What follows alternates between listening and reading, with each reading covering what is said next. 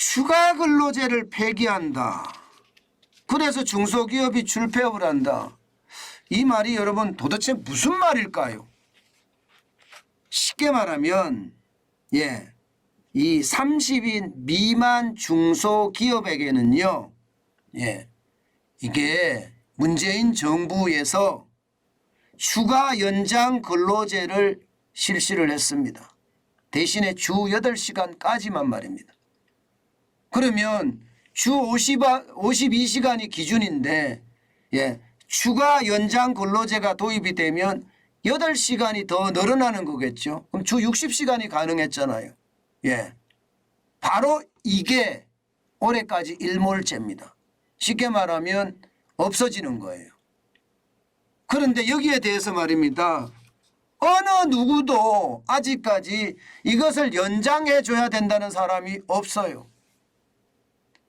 참 이런 거를 보면 말입니다.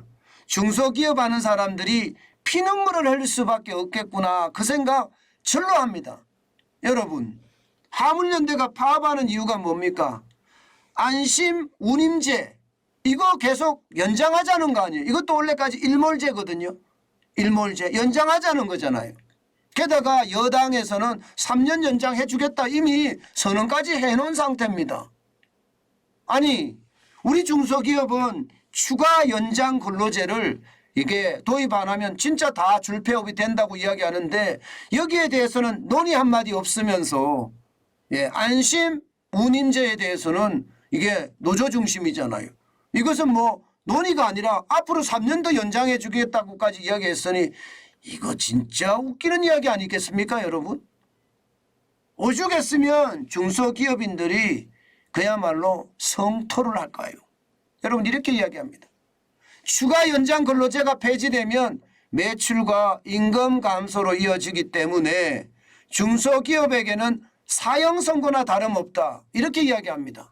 야, 저는 이게 여러분 진짜 얼마나 피맺힌 말인지 저는 느낄 수가 있습니다. 저는 취재 현장을 많이 돌아다녔고요. 또 100ppm 품질혁신 운동이라는 것을 제가 언론에서 계속 홍보도 하고 현장 가서 취재도 하고 방송도 만들고 그랬었거든요. 그래서 현장을 누구보다도 참 잘하는 편인데 이게 말입니다. 추가 연장 근로제가 폐지가 되면 기본적으로 주 52시간제 한해서 일해야 되잖아요. 그러면 중소기업이 주 52시간 일해서 납기를 제대로 맞출 수 있을까요? 맞추기가 어렵습니다. 그러면 사람을 더 뽑아야 되는데 사람을 더 뽑는다는 것은 더 어렵습니다.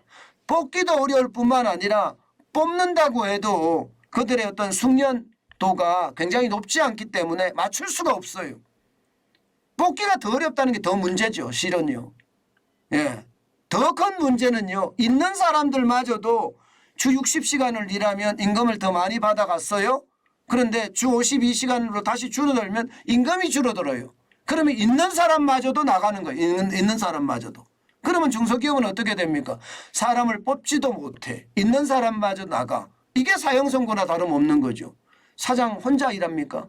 중소기업 사장님 혼자서 일하냐고요. 아니잖아요. 다 같이 함께 일해야 되잖아요.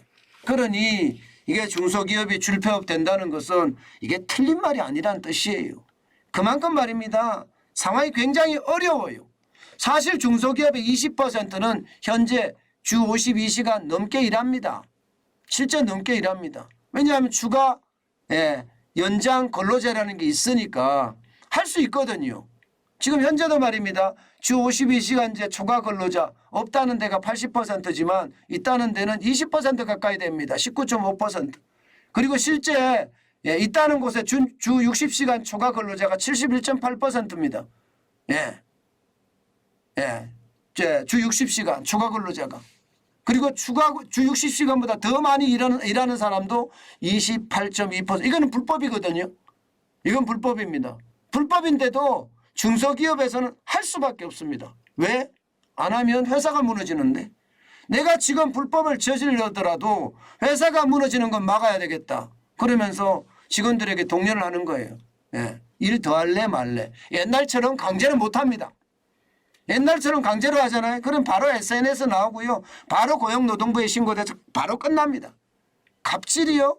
옛날에 갑질이란 말이 있는 거지. 요즘 같은 시기에 오히려 말입니다. 오히려 제가 이런 말하면 참 심각한 이야기인지 모르겠지만 얼질당합니다. 얼질.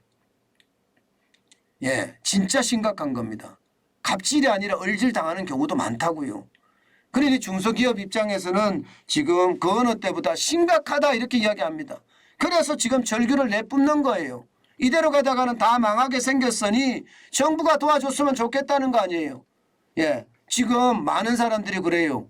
예, 추가 연장 근로를 폐지를 하게 되면 예, 일감이 있어도 더 일감이 일할 수 없다. 그래서 영업이익이 감소된다. 66%나 됩니다.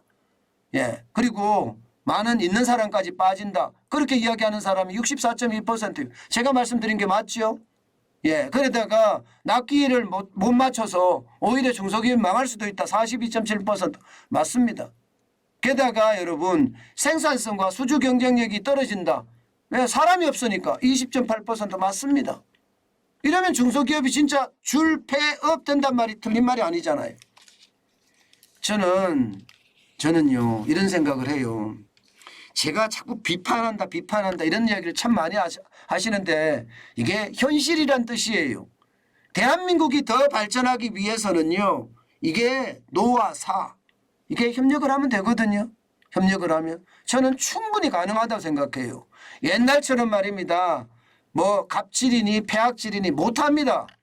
그렇다면 지금 우리가 보는 것도 그렇잖아요. 근로자는 더 일하고 싶어 해요. 더 많이 돈을 벌기 때문에. 다른 데 가서 또 일하기 싫거든요. 한 곳에서 더 벌고 싶어 해요.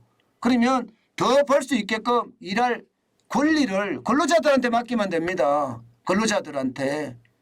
사용자한테 맡기는 게 아니에요. 근로자들한테 맡기면 돼요. 일할 수 있는 사람들. 그럼 그들에게 맡기고 말입니다. 그러면 근로자와 사용자가 함께 품어가면서 계속 앞으로 발전시켜 나가는 얼마나 좋은 모델입니까? 얼마나 보기 좋습니까? 왜 정부가 나서서 여기에 방해하냐고요. 정부는 가이드라인만 제시하면 돼요. 주 52시간 어기면 영창까지 보낸다. 벌금까지 때린다. 이러지 말고 말입니다. 제발 대한민국을 대한민국답게 했으면 좋겠어요. 저는 문재인 정부가 이렇게 법으로 강제하고 뭔가 쉽게 말하면 굴레를 씌워놓은 것 빨리 다 바뀌어야 된다고 생각합니다. 그래야지 대한민국이 잘 나갈 수 있고요. 중소기업이 덜 망합니다. 여러분 중소기업 진짜 어렵거든요. 결선 중소기업 비중 보세요. 2021년 기준에 38.9%예요. 결선 중소기업이라는 게 뭘까요? 쉽게 말하면 버는 것보다 쓰는 게 더 많다는 거예요. 좀비기업이란 뜻입니다. 좀비기업이란 뜻이에요. 38.9%까지 올라갔으니 이게 얼마나 심각한가 보이시죠? 문재인 정부는요. 중소기업 육성한다 이야기했지만 실제로 보면 중소기업은 최악이 됐어요.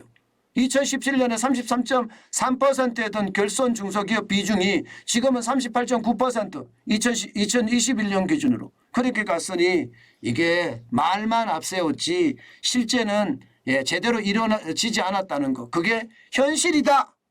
그렇게 생각합니다. 그만큼 말입니다. 제발 우리 화려한 말잔치에 속지 말자고요. 문재인 정부 당시 제가 여러분들에게 계속 말씀드렸던 게 그거예요. 프로파간다에 넘어가면 안 된다. 화려한 말솜씨에 넘어가서 우리나라가 이 꼴이 됐다. 우리나라는 화려한 말솜씨보다는 실질이 더 중요하다. 그 말씀 여러분들에게 말씀을 많이 드렸고요. 그게 앞으로 윤석열 정부가 더 말보다는 행동으로 말잔치보다는 실사구시로 대응해야 되는 것 저는 중요하게 생각합니다. 여러분 우리 경제에 충분히 가능성이 있습니다. 지금 중소기업에서 일하는 거 뭔가 자부심을 느끼게만 해주면 충분히 가능하거든요.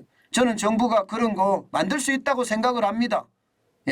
그래서 제조업이 강한 대한민국 반드시 만들어내야 되는 게 윤석열 정부가 해야 될 일이 아닐까 저는 다시 한번 생각해 봅니다. 다 필요 없고요. 생산성 올려서 중소기업이 이익 팡팡 내면 사용자와 근로자가 나누어서 가져가는 것 이것만 대한민국에서 존재하면 되지 않을까. 기업 입장 중소기업 입장에서는 그렇게 생각합니다. 네.